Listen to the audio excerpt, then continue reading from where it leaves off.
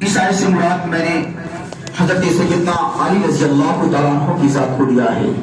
آج میرے ٹاپک کا جو موضوع ہے وہ حضرت سیدنا علی رضی اللہ تعالیٰ عنہ کی ذات پاک ہے۔ آج اپنے گنہگار زبان سے کچھ آپ کی شان بیان کروں گا۔ شاعر کہتا ہے کہ میرے حاجت روا مولا علی ہیں، میرے حاجت روا مولا علی ہیں، میرے مشکل کشا مولا علی ہیں، میرے حاجت روا مولا علی ہیں، میرے مشکل کشا مولا علی ہیں۔ اور خدا نے جن کو تیغ لافتہ دی، خدا نے جن کو تیغ لافتہ دی، وہی شیر خدا مولا علی ہیں، وہی شیر خدا مولا علی ہیں۔ اور علی کی دید دید مصطفیٰ ہے، علی کی دید دید مصطفیٰ ہے کہ نور مصطفیٰ مولا علی ہیں۔ قطب ہو یا ولی ہو یا اور جو ہر جہاں ہو، قطب ہو غوث ہو یا ولی جہاں ہو، ہر ایک کے پیشوا مولا علی ہے، ہر ایک کے پیشوا مولا علی ہے، ہر ایک کے پیشوا مولا علی ہے۔ بغیر حب نبی مدعا نہیں ملتا، عقیدتوں کا بھی ہرگز صلہ نہیں ملتا۔ بغیر حب علی مدعا نہیں ملتا، عبادتوں کا بھی ہرگز صلہ نہیں ملتا۔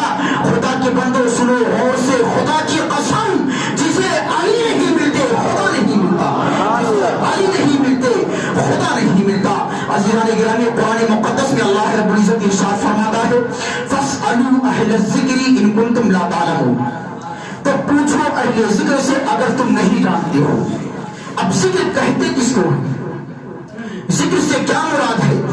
تو قرآن مقدس میں اللہ رب العزت ارشاد فرماتا ہے اِنَّا نَحْنُ نَزَّلْنَا الذِّكْرَ وَإِنَّا لَهُ لَحَافِظُونَ، بے شک اس قرآن کو ہم ہی اتارے ہیں اور ہم ہی اس کے نگہبان ہیں، ہم ہی اس کی حفاظت کرنے والے ہیں۔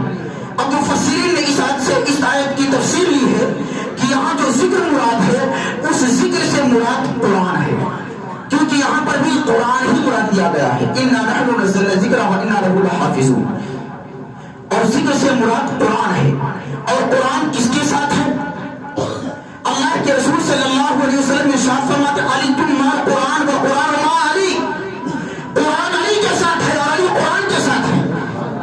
اور خود اللہ کے رسول ارشاد فرماتے ہیں اے میری امت، اے میرے صحابہ، میں تمہارے درمیان دو بھاری چیزیں چھوڑ کر جا رہا ہوں، ان کو مضبوطی کے ساتھ پکڑے رہنا، اگر انہیں چھوڑ دو گے تو ہلاک ہو جاؤ گے، گمراہ ہو جاؤ گے، ان کو مضبوطی کے ساتھ پکڑے رہنا۔ اور یہی دونوں چیزیں حوض کوثر پر مجھ سے آ کے ملی، اور وہ چیز کیا ہے؟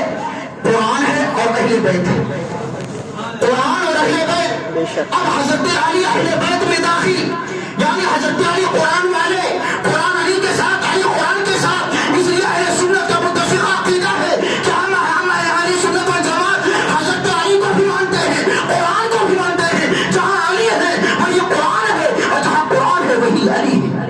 سبحان اللہ۔ وہ اور ہوں گے جو قرآن کے اور زیادہ قرآن کے قائل ہوں گے، وہ قرآن میں اور زیادہ سپاروں کے قائل ہوں گے، لیکن ہم اہل سنت والجماعت ہیں جو موجودہ قرآن ہے اس کے قائل ہیں۔ ہم قرآن علی کے ساتھ ہے، علی قرآن کے ساتھ ہے۔ اور خود اللہ کے رسول ارشاد فرماتے ہیں علی منی وانا من علی، علی مجھ سے ہے میں علی سے ہوں، علی مجھ سے ہے میں علی سے ہوں۔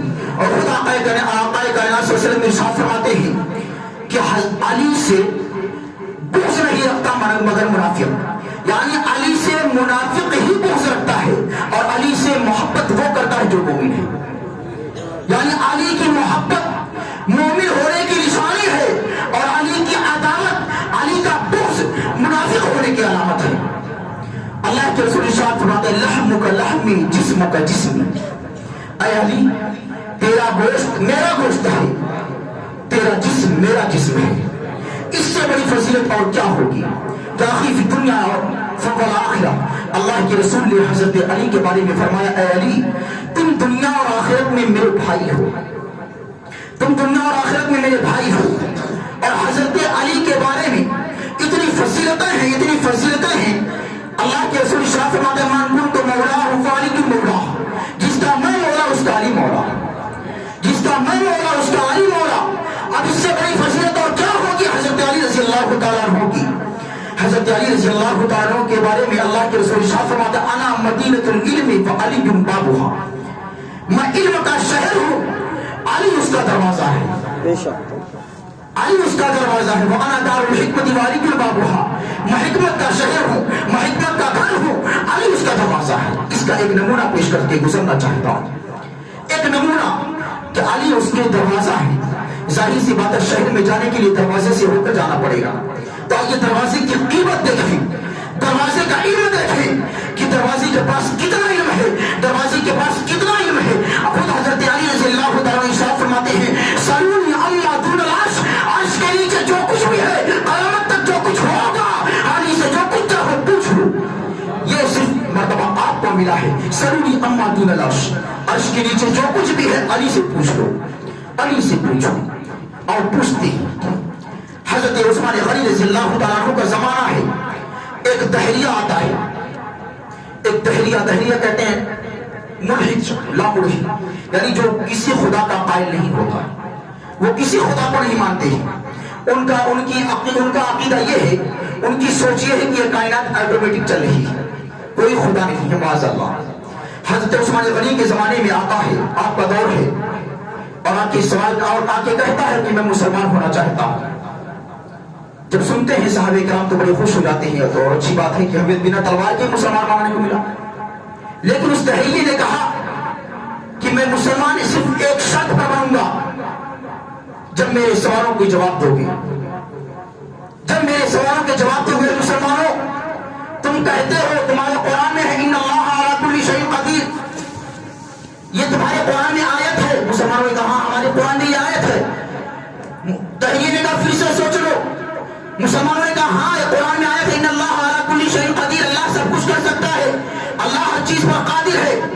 دہریے نے کہا اب میرا سوال سنو، جب تمہارا خدا ہر چیز پر قادر ہے تو اے مسلمانوں کیا تمہارا خدا دوسرا خدا بنا سکتا ہے؟ تمہارا خدا دوسرا خدا بنا سکتا ہے؟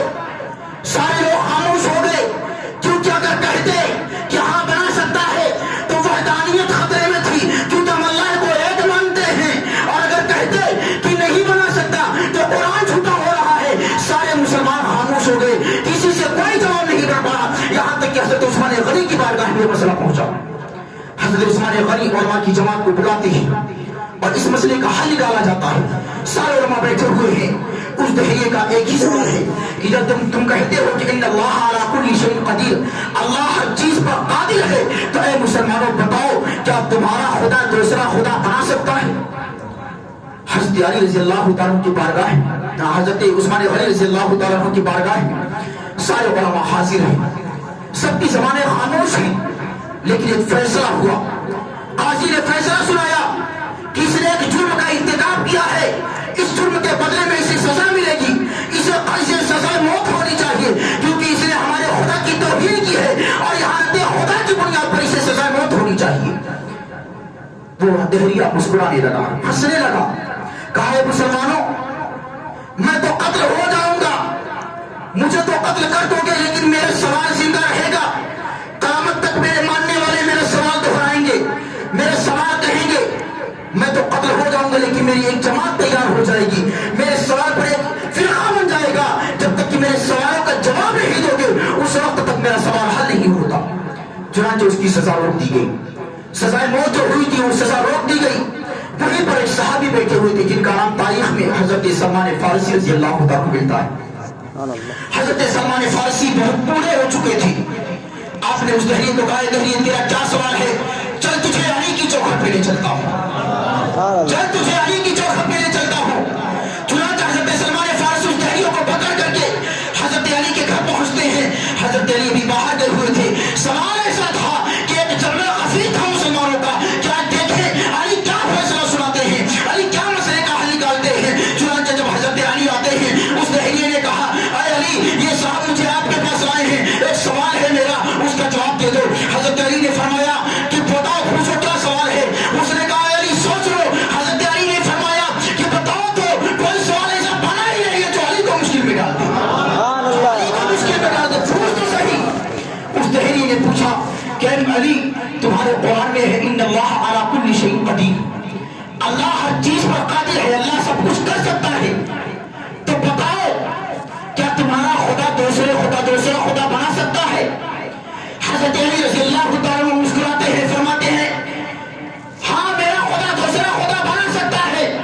لیکن فرق یہ رہے گا کہ جتنے خدا وہ بنائے گا، ایک بنائے، 1000 بنائے، جتنے خدا بھی بنیں گے سب خدا اس کی مخلوق ہوں گی، خالق تو صرف میرا خدا اللہ ہی رہے گا، خالق تو میرا خدا ایک ہی رہے گا، جتنے کو پیدا کرے گا ساری کی ساری چیزیں اس کی مخلوق ہو جائے گی، خدا تو میرا خدا اللہ ہی رہے گا۔ جیسے ہی اس نے اتنا سنا، اس نے کہا علی آخر تمہیں علم کہاں سے ملتا ہے؟ کیا ہمارا سوال ہوتا نہیں تمہارا جواب فوراً تیار رہتا ہے؟ حضرت علی رضی اللہ تعالیٰ فرماتے ہیں ھذا صفت العلم، ھذا لعاب رسول اللہ صلی اللہ علیہ وسلم۔ اے کہیے سن لے، یہ جو علم کی صفت ہے نہ کسی اور بنیاد پر نہیں ہے بلکہ اللہ کے رسول کے لعاب طہر کی بنیاد پر ہے، سبحان اللہ، اللہ کے رسول کی دھوپ کی بنیاد پر ہے۔ چنانچہ دہلی نے کہا جس کے لعاب طہر سے علی بنتا ہے اور جس کا علی ایسا ہے اس کا مصطفیٰ کیسا ہوگا، اور جس کا مصطفیٰ ایسا ہے اس کا خدا کیسا ہوگا۔ فوراً قدموں میں گر جاتا ہے، کلمہ پڑھ کر فوراً مسلمان ہو جاتا ہے۔ یہ حضرت علی کا علم ہے کہ حضرت علی کی بارگاہ میں ایسے ایسے مسئلے پیش ہوتے تھے، ایسے ایسے باریکیاں آتی تھی کہ اسے حضرت علی علم کی بنیاد پر حضرت علی کا علم سینا علم سے اتنا معمول ہو گیا کہ جیسا بھی سوال ہو حضرت علی فوراً اس کا جواب دیتے ہوئے نظر آتے تھے۔ دو روایتیں ملتی ہیں، ایک لعاب رسول اللہ صلی اللہ علیہ وسلم اور دوسری روایت یہ آتی ہے کہ اللہ کے رسول کو جب غسل دیا اس پانی کے چوسنے کی وجہ سے یہ برکت علم حضرت علی کو ملی۔ یہ حضرت علی کا مقام ہے کہ کیسا بھی مشکل سوال آئے حضرت علی اس کا جواب دیتے ہوئے نظر آتے ہیں۔ ایک شخص نے پوچھا مولا علی کیا دوست وہ ہوتا جو مصیبت کے وقت کام آئے؟ حضرت علی فرماتے ہیں نہیں، دوست وہ نہیں ہوتا جو مصیبت کے وقت کام آئے بلکہ دوست وہ ہوتا ہے جو مصیبت آنے ہی نہ دے، دوست وہ ہوتا ہے جو مصیبت آنے ہی نہ دے۔ پھر کسی نے حضرت علی سے پوچھا علی میں نماز پڑھتا ہوں سکون نہیں ملتا ہے، نماز پڑھتا ہوں سکون نہیں ملتا ہے۔ حضرت علی فرماتے ہیں جب سکون نماز پڑھنے سے سکون نہیں ملتا جا سکون سے نماز پڑھا کر، جا سکون سے نماز پڑھا کر سکون مل جائے گا۔ یہ حضرت علی ہے کہ کیسی بھی باریکیاں ہوں آپ اسے چند لمحوں میں حل کر دیا کرتے تھے۔ حضرت علی رضی اللہ تعالیٰ کو آپ بخوبی جانتے ہیں کہ آپ کو شہادت نصیب ہوئی ہے، اور اللہ کے رسول نے فرمایا تھا، یہاں تک کہ اللہ کے رسول نے یہاں پر دست مبارک لگا کر کے فرمایا تھا علی آپ کو یہاں زخم لگے گا، وہاں سے خون بہے گا، داڑھی مبارک تر ہو جائے گی۔ اب بدبخت ابن ملجم نے یہ کام انجام دیا۔ حضرت علی کو جب ابن ملجم نے زخمی کر دیا آپ بستر مرگ پر پہنچے تو ایک دن حضرت امام حسن رضی اللہ تعالیٰ کو روتے ہوئے آئے۔ حضرت علی رضی اللہ تعالیٰ نے دیکھا کہ امام حسن رو رہے ہیں۔ حضرت علی رضی اللہ تعالیٰ نے اپنے بیٹے کو کیا نصیحت کی سنیں۔ فرمایا بیٹا 4 چیزیں پھر مزید 4 چیزیں یاد رکھو۔ حضرت امام حسن رضی اللہ تعالیٰ فرماتے ہیں ابو پہلی 4 چیزیں کیا ہیں؟ حضرت علی فرماتے ہیں کہ سب سے بڑی دولت عقل کی دولت ہے، سب سے بڑی دولت عقل کی دولت ہے، اور دوسری چیز یہ ہے کہ سب سے بڑی فقر، سب سے بڑی تنگ دستی حماقت ہے، بے وقوفی ہے، اور سب سے وحشت، سب سے زیادہ وحشت خود پسندی ہے، اور سب سے اچھے اخلاق خوش اخلاقی سب سے اچھی صفت ہے۔ پھر حضرت امام حسن سے اپنا امام حسن نے فرمایا ابو جان دوسری 4 چیزیں کیا ہیں؟ حضرت علی رضی اللہ تعالیٰ فرماتے ہیں کہ بیٹے جھوٹے شخص کو کبھی اپنا دوست نہ بنانا، جھوٹے شخص کو کبھی اپنا دوست نہ بنانا، کیونکہ وہ جھوٹ سے دور کو تیرے قریب اور قریب کو دور کر دے گا، اور احمق کی صحبت کبھی اختیار مت کرنا، احمق بے وقوف کو کرتی ہے، احمق کی صحبت کبھی اختیار نہ کرنا کیونکہ وہ تجھے نفع پہنچانا چاہے گا لیکن تجھے نقصان پہنچا دے گا، تجھے نفع پہنچانا چاہے گا لیکن تجھے نقصان پہنچا دے گا۔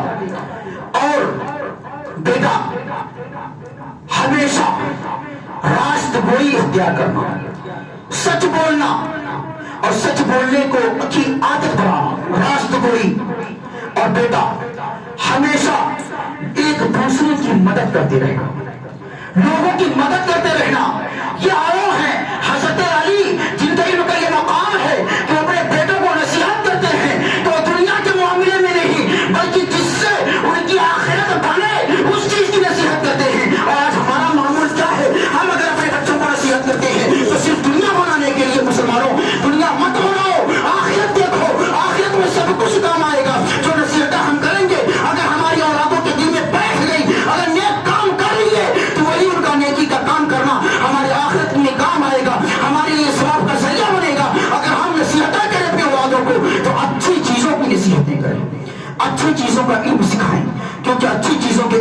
ہماری اولادیں ان کی آخرت بنے گی.